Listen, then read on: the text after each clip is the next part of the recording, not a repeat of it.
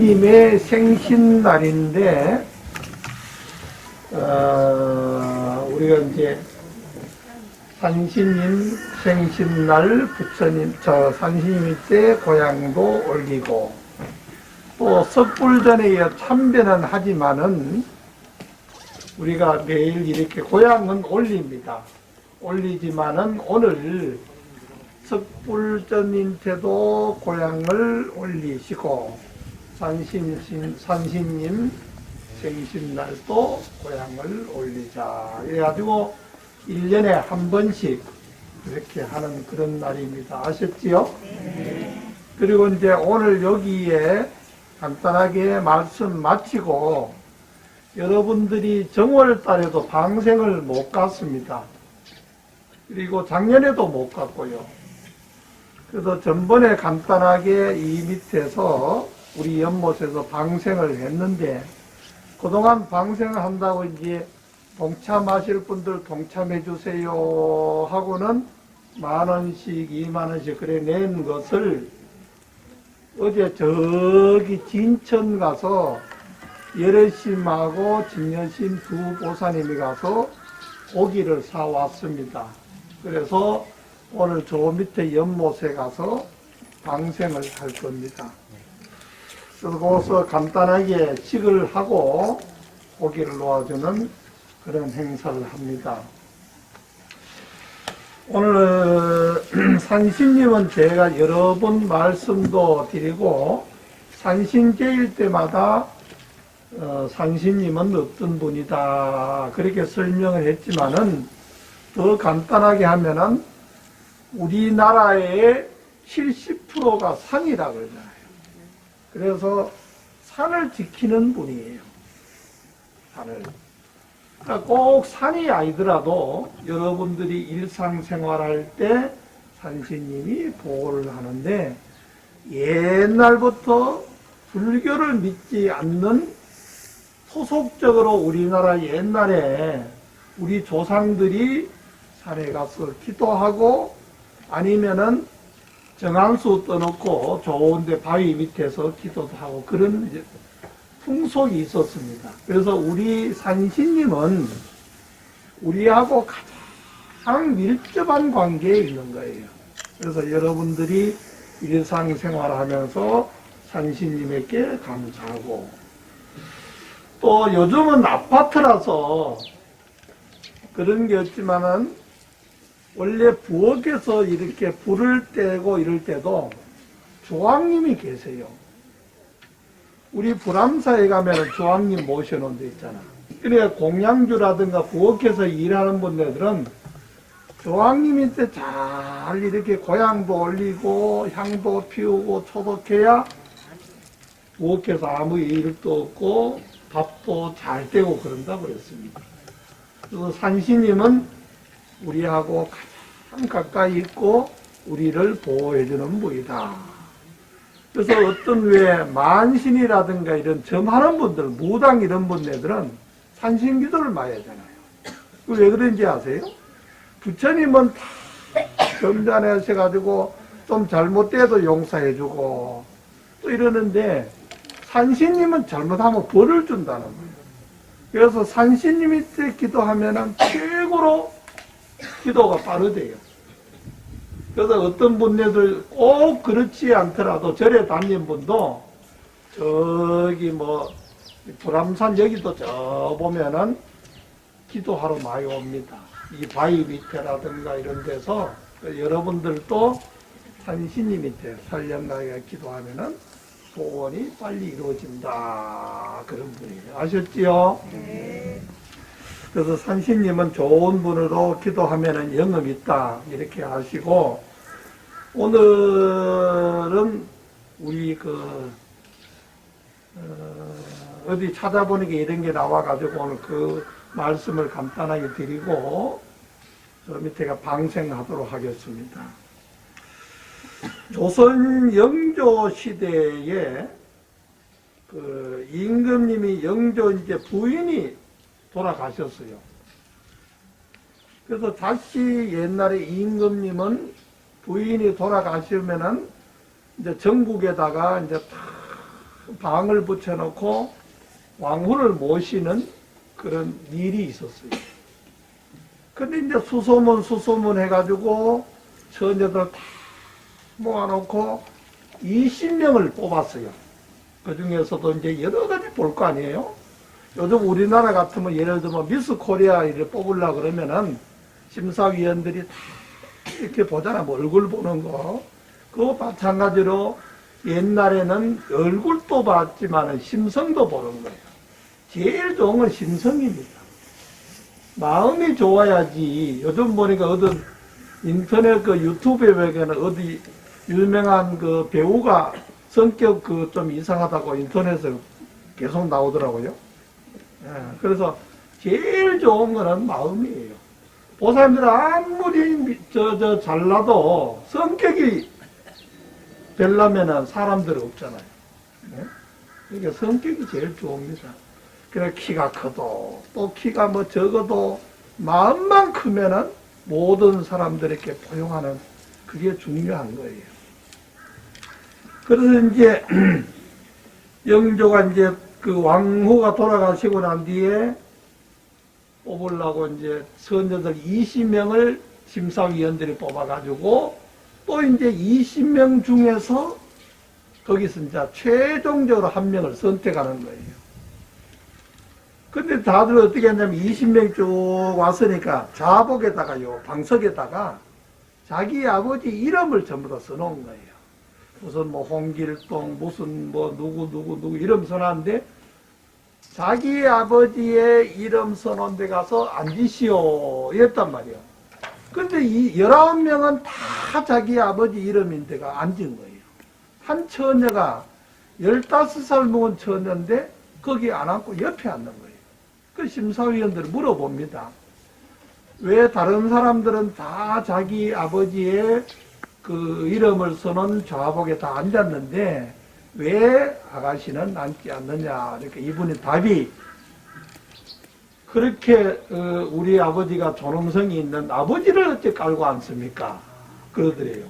그러니까 심사위원들이 깜짝 놀라는 거예요. 아, 자기 아버지 이름 썼는데 거기에 안 앉는구나. 이제 그러고 있었는데 다음에 2차 시험을 보는 거예요. 2차 시험을 보는데 2차는 뭘 보는가 하면은 제일 깊은 데가 어디냐. 그래 물어본 거예요. 이제 다른 사람네들은 저기 동해안이 깊다, 한강이 깊다 뭐 이러는데 이 처녀는 하는 소리가 사람 마음이 제일 깊습니다. 다른 데는 물길을 재면은 여기가 몇 메다는 거 알지만은 사람은 커봤던 2m인데 그 마음 깊이는 우리는 모릅니다. 그러더래요. 그러니까 심판관이 또 놀래는 거예요. 이제 또 거기서 이제 또 심판관이 놀래가지고 다음에는 무슨 시험을 보는가 하면은 꽃 중에 제일 예쁜 꽃을 써라 그런 거예요. 근데 어떤 사람들은 뭐 연꽃도 쓰고 국화도 쓰고 뭐 온갖 꽃 이름을 다 쓰는데 이 처녀는 목화꽃을 써요. 목화라고. 그 꽃이 제일 예쁘다는 거예요. 그 시험관이 물어봅니다. 어떻게 해서 백씨는 목화꽃이 예쁘다 그럽니까? 그러니까 설명하기를 아무리 예쁜 꽃을 예쁘다 그러더라도 그 꽃은 열흘 있으면 다 지고 별로 보기가 쉽습니다. 우리 그런 말 있잖아. 하무시비롱이요. 꽃이 아무리 아름다워도 시비를 못 간다. 근데 목화는 다 피고 나면은 그것을 뜯어가지고 솜을 만들어서 국민들을 옷을 따뜻하게 입힌다는 거예요. 그러니까 또 마음이 되게 깊어요. 그 다음에는 또 뭐라 그러냐면은 세상에 어떤 것이 제일 높고 깊으냐, 힘드느냐, 그래, 물은 거예요. 그러니까 무슨 자기가 어려운 일을 이야기하면서 세상에 내가 고개를 넘으니까 참 힘듭니다.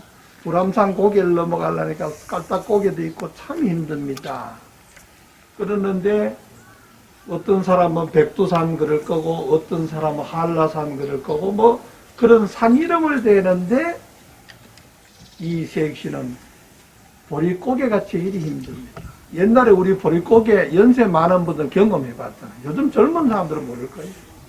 저도 학교 다닐 때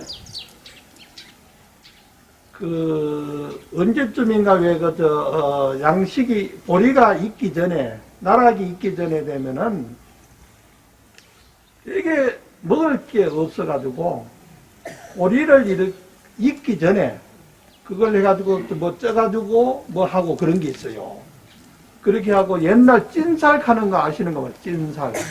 이게 뭐냐면은 나락이 덜 익으니까 쪄가지고 해가지고 억지로 익혀 가지고 그걸 이제 씹어도 먹고 밥을 해 먹는 거예요.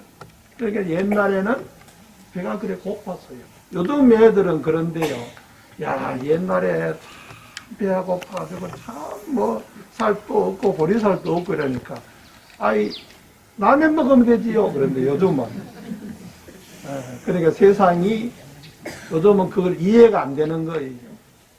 요즘 애들은 또 그런데요. 저기 돼지를 보고 엄마 저거 저금통장 있다 이런데요. 저 돼지 저금통장만 본 거예요. 그러니까 살아있는 돼지 보고 저금통장이라고 그러더래요. 그러니까 옛날에 어른들 살 때는 배고픈 것도 있었고 참 이렇게 고비 넘기기가 그리 어려웠어요. 배가 고파 죽는 사람도 많고 요즘도 TV 보면은 참 어려워가지고 저기 아프리카 가면은 하루 1,000원이면 행복하대요. 1,000원이요. 그리고 지금도 저 미얀마 하는데 들어보셨죠? 미얀마 지금 그 쿠데타 일어나가지고 뭐 그냥 뭐 지금 한 700~800명 가지만은 실질적으로 더 죽을 수도 있었어요. 미얀마라는데 어떤 나라입니까? 얼마나 좋은 나라입니까? 거기는 가보신 분은 아시겠지만은 그대로 불국토예요. 한 곳마다 부처님의 탑이 있고 황금탑이 있고 공기 좋고 그렇게 좋은데 그 야망적인 사람이 있어가지고 총칼을 가지고 지금 수치 여사도 그냥 감금시키고 뭐 보니까 사람 막 죽이고 막 그러대요. 그래서 제가 어떻게 하면은 도와줄까 하고 지금 찾는데 좀 잘 찾기지가 잘 안 해가지고 그럽니다. 그래서 우리 주위에 보면은 참 어려운 사람이 많이 있습니다. 우리나라도 물론 어려운 사람 많이 있어요. 그래서 제가 하고 있는 생명나눔 같은 경우도 며칠 전에 도와달라고 온 어린이가 있는데 3살 먹은 애든가 이렇게 이제 있는데요. 그 엄마는 물어보니까 애가 서인데 애가 서이가 다 그리 아파요. 말도 못하고 애 서이가 참 엄마 내가 보니까 너무너무 가슴이 아프대요. 그래서 지금 모금을 하고 있습니다. 방송국을 통해 가지고. 그래서 우리 생명나눔 같은 데는 그런 사람들이 참 많이 와요. 그래서 이제 그거를 신문에라든가 이렇게 내면은 어떤 분네들은 지정을 해요.